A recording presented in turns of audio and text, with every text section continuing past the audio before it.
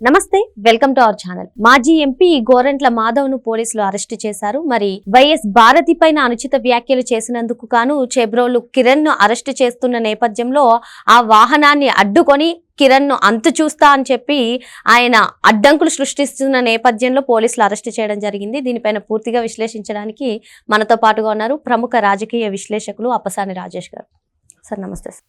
Sir, Chebrolu Kiran ని arrest చేస్తున్న నేపథ్యంలో ఆ వాహనాన్ని వెంబడించి మరి నీ అంతు చూస్తా, నీ అంతు తేలుస్తా, ఇటువంటి మాటలన్నీ కూడా అంటూ పోలీసులకు అడ్డంకులు సృష్టిస్తున్న నేపథ్యంలో మొత్తానికి గోరంట్ల మాధవ్ని అరెస్ట్ చేశారు. ఏమంటారు సార్, మీరేమంటారు? వాస్తవంగా ఏ ఛార్జెస్ మీద అయితే నిన్న చేబ్రోలు కిరణ్ అరెస్ట్ అయ్యాడో అదే విధమైన ఛార్జెస్ తోటి గోరంట్ల మాధవ్ని కూడా అరెస్ట్ చేయాలి.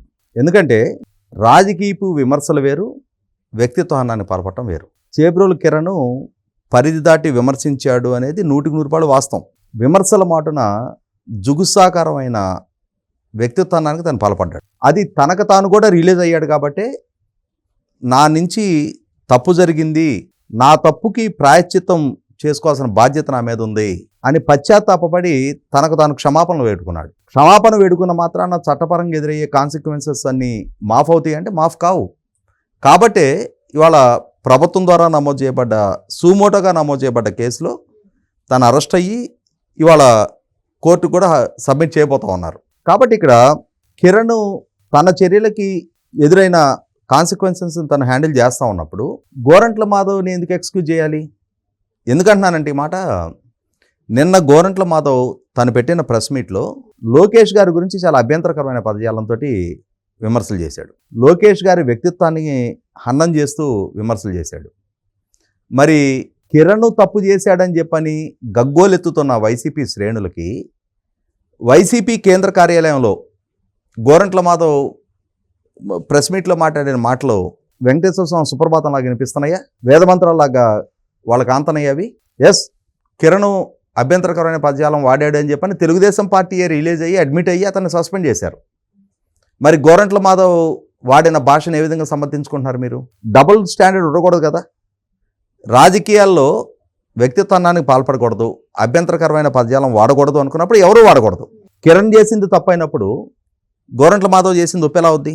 అలాగే కొంతమంది వైసీపీ నాయకులను చూస్తూ ఉన్నాం. ఎన్టీఆర్ ట్రస్ట్ భవన్లో భువనేశ్వర్ గారి ఆధ్వర్యంలో పెయిడ్ ఆర్టిస్టులతోటి యూట్యూబ్ ఛానల్స్ రన్ చేస్తూ ఇట్లాంటి అంటే కిరణ్ని వాడు వీడని సంబోధిస్తా ఇటువంటి కుక్కలతోటి నక్కలతోటి మాట్లాడిస్తున్నారు అని చెప్పని కిరణ్ గురించి కొద్దిగా సంబోధిస్తూ అంటే వాళ్ళ నోటితోల మొత్తాన్ని తీర్చుకుంటున్నారు. ఈ విధమైన పదజాలం వాడటం, అలా వాడిన వాళ్ళందరిది ఊరకుక్కల స్థాయి అనే పని అయితే, మరి సాక్షాత్తు జగన్మోహన్ రెడ్డి గారి సమక్షంలో అసెంబ్లీలో భువనేశ్వర్ గారి వ్యక్తిత్వానికి పాల్పడుతూ అత్యంత జుగుసాకరమైన పద్యాలంతో వ్యాఖ్యలు చేస్తున్నప్పుడు జగన్మోహన్ రెడ్డి గారు ముసిముసి నవ్వులు నవ్వుకున్నాడు కదా. మరి వాళ్ళందరూ కూడా ఊరకుక్కల సమూహం. ఆ ఊరకుక్కల సమూహానికి నాయకుడిగా ఉండి జగన్మోహన్ రెడ్డి గారు కూడా ఆ నవ్వుకున్న దాన్ని దేంతో పోల్చాలి? మరి అప్పుడు నారాయణమూర్తి అని చెప్పని అతను ఇందాక ప్రెస్ మీట్లో మాట్లాడుతున్నాడు. ఒకటైతే వాస్తవం, ఏదో ఒకదానికి కన్ఫైన్ అవ్వాలి. రాజకీయాల్లో ఈ విధమైన వ్యక్తిత్వాలకి ఎవరు పాల్పడొద్దు, అందరికందరూ సమయంలో పాటిద్దాం. ఏదైనా ఇష్యూస్ ఉంటే ఇష్యూస్ కన్ఫైన్ అయ్యే మాట్లాడదాం, గౌరవప్రదమైన భాషతోటే సంబోధిద్దాం. రాజకీయంగా ప్రత్యర్థులైన మాత్రాన శత్రువులుగానో లేదు, శత్రువుల కన్నా కూడా ఇంకా ఒక స్థాయి ఒక అడుగు ముందుకేసి దిగజారుడు భాషతోటి మాట్లాడుకోవాల్సిన నెస్టీ లేదు అని చెప్పనే ఒక బెంచ్ మార్క్నైనా సెట్ చేసుకోవాలి. మమ్మల్ని విమర్శిస్తే మాత్రం మేము స్పందిస్తాం, మేము మాత్రం అదే పదజాలంతో మళ్ళీ తిరిగి మాట్లాడతామనంటే, నిన్న కిరణ్ తనకు తాను స్వచ్ఛందంగా అరెస్ట్ అయ్యాడు. ఎందుకంటున్నానంటే వీడియో మాట్లాడినప్పుడు కిరణ్ హైదరాబాద్లో ఉన్నాడు. విషయం ట్రోల్ అయింది వైసీపీ శ్రేణుల ద్వారా. నరికేస్తాం, చంపేస్తాం, పొడి చేస్తామని చెప్పని బెదిరింపులతోటి వాళ్ళు పోస్టులు పెడతా ఉన్నారు. అంటే వైసీపీ శ్రేణుల నుంచి తనకి ప్రాణహాని ఉంది, తను థ్రెట్ ఎదుర్కొంటున్నాడు అనే పరిజ్ఞానం కిరణ్కు ఉంది. అదే సందర్భంలో ఆంధ్రప్రదేశ్ ప్రభుత్వం, తెలుగుదేశం పార్టీ తను సస్పెండ్ చేసింది. ఆంధ్రప్రదేశ్ ప్రభుత్వం తన మీద కేసు నమోదు చేసింది. అంటే ఒక పక్క వైసీపీ నుంచేమో ప్రాణహాని ఉంది, రెండో పక్క తెలుగుదేశం ప్రభుత్వం నుంచి అరెస్టు ముప్పు ఉంది తనకి. మామూలుగా అయితే ఈ మధ్యకాలంలో మనం పెద్ద పెద్ద మొగాళ్ళను చూస్తున్నాం కదా, పోలీసులను బట్టలు ఓడదీస్తాం, అది చేస్తాం ఇది చేస్తాం అన్నాళ్ళు ఒక విచారణకు రమ్మని చెప్పి నోటీసులు ఇవ్వగానే వారాల తరబడి పరారీలో ఉంటున్నారు కదా. విచారణ నుంచి తప్పించుకోవాలి, ఎదురు కాబోతున్న ముప్పు నుంచి తప్పించుకోవాలి అని అంటే కిరణ్ కూడా పరారు అవ్వచ్చు కదా. తను హైదరాబాద్ నగరంలో ఉన్నాడు, కేసు ఫైల్ అయింది గుంటూరులో, కానీ కిరణ్ ఏ మార్గం ఎంచుకున్నాడు? నా వల్ల తప్పు జరిగింది అని చెప్పని బాహాటంగా అడ్మిట్ అయ్యి ఆ తప్పుకి క్షమాపణ చెప్పాడు. తర్వాత తను అరెస్ట్ అయ్యే ప్రమాదం ఉంది అని తెలుసు, వైసీపీ శ్రేణుల నుంచి ముప్పు ఉందని తెలుసు, తెలిసినా కూడా హైదరాబాద్ నుంచి ఆంధ్ర ప్రాంతానికి ప్రయాణం అయ్యి వెళ్ళాడు. పోలీసులు తనని ఎక్కడ అదుపులోకి తీసుకున్నారు? విజయవాడకు ముందు ఇబ్రహీంపట్నంలో అదుపులోకి తీసుకున్నారు. పోలీసులు ఏం చెప్పారు? తన మొబైల్ ఫోన్ సిగ్నల్ ట్రాక్ చేసి మేము అక్కడ ఉన్నాడని ఐడెంటిఫై చేశామన్నారు. అంటే తను అరెస్ట్ చేయడానికి పోలీసులు సంసిద్ధంగా ఉన్నారని చెప్పని తెలిసి తన మొబైల్ ట్రాక్ చేస్తారని చెప్పని అవగాహన లేని అమాయకుడా కిరణ్. అయినా సరే తన ఫోన్ స్విచ్ ఆఫ్ చేయలేదు కదా. అంటే పోలీసులు రావడానికి తను అరెస్ట్ చేయడానికి ఆస్కారం ఉందని చెప్పని తెలిసినా కూడా, అంటే ఇక్కడ ఏంటి అర్థం? పారిపోయిన పిరికి పందల్లాగా కాకుండా చట్టపరంగా ఎదురు కాబోయే కాన్సిక్వెన్సెస్ గురించి తెలుసుండి తనకు తాను స్వచ్ఛందంగా ఆ పోలీసులకు ఎదురెళ్ళాడు. ఆ ఫోన్ ట్రాక్ చేయడానికి అనుకూలంగా ఫోన్ ఆన్లో ఉంచాడు. అటువంటి తప్పు చేయటం సహజం. ఎవడైనా ఒక్కొక్కసారి పెద్ద పెద్ద మొగాళ్ళు కూడా తప్పులు చేశారు. ఆ తప్పుని రియలైజ్ అయ్యి అడ్మిట్ అయ్యి తనకు తాను స్వచ్ఛందంగా క్షమాపణ చెప్పిన తర్వాత చట్టపరంగా ఎదురుగాబోయే కాన్సిక్వెన్సెస్కి, రెండోది వాళ్ళ ఉన్మాదత్వం ఎట్లా ఉంటుంది అనేది చూసాం మనం. గతంలో ఎన్నో సందర్భాల్లో వైసీపీ పార్టీ, జగన్మోహన్ రెడ్డి గారు తెలుగుదేశం పార్టీ మీద ఘోరమైన విమర్శలు చేశారు. వాళ్ళ నాయన రాజశేఖర రెడ్డి గారి హయాం నుంచి కూడా ఎన్టీ రామారావు గారి మీద, తెలుగుదేశం పార్టీ మీద, చంద్రబాబు నాయుడు గారి మీద విమర్శలు ఎక్కువ పెడుతూ ఉండేవారు.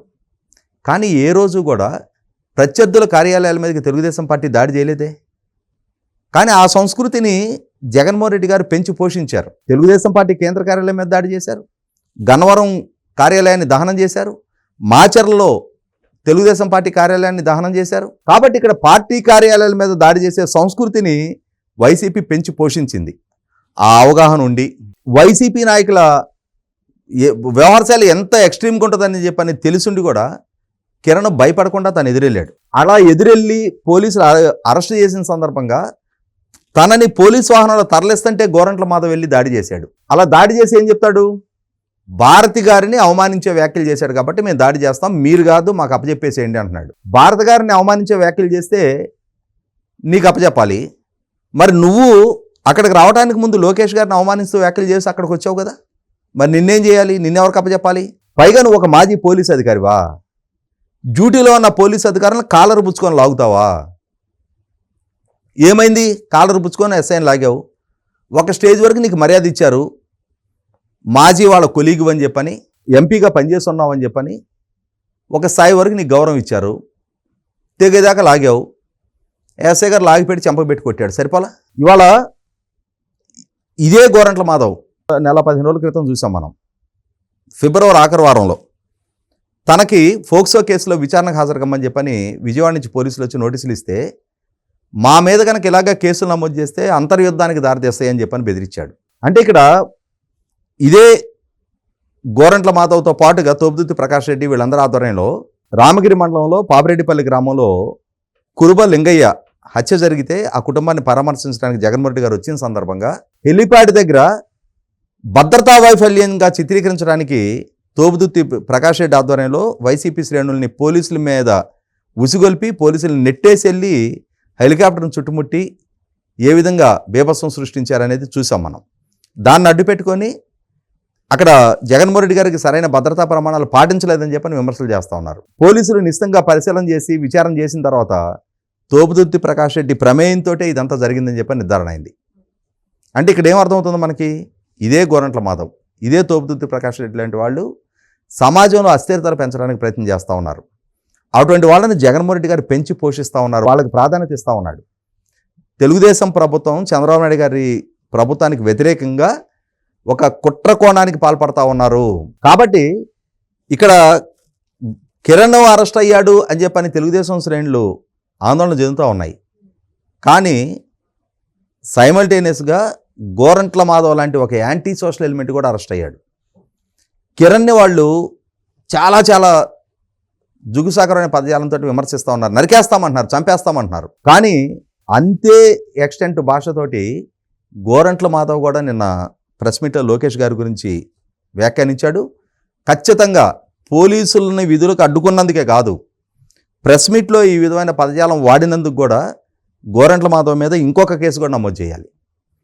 అంటే మేము మాజీ పోలీసు అధికారులము, మాజీ ప్రజాప్రతినిధులం కాబట్టి మాకు ఇమ్యూనిటీ ఉంటుంది, మేము ఏం చేసినా చలామణవుద్ది అనుకుంటున్నారు. అటువంటి అడిషనల్ ఇమ్యూనిటీ మీకేం అదనంగా ఉండదు. మీరు కూడా సమాజంలో ఉన్న సామాన్య పౌరులు లాంటి వాళ్ళే. తప్పు చేసిన పక్షంలో కిరణ్కే చట్టం వర్తిస్తుందో గోరంట్ల మాధవ్ కూడా అదే చట్టం వర్తిస్తుంది అని చెప్పని రుజువు చేయాల్సిన బాధ్యత పోలీస్ డిపార్ట్మెంట్ మీద కూడా ఉంది. మరో అంశంతో మళ్ళీ కలుద్దాం. Thank you sir.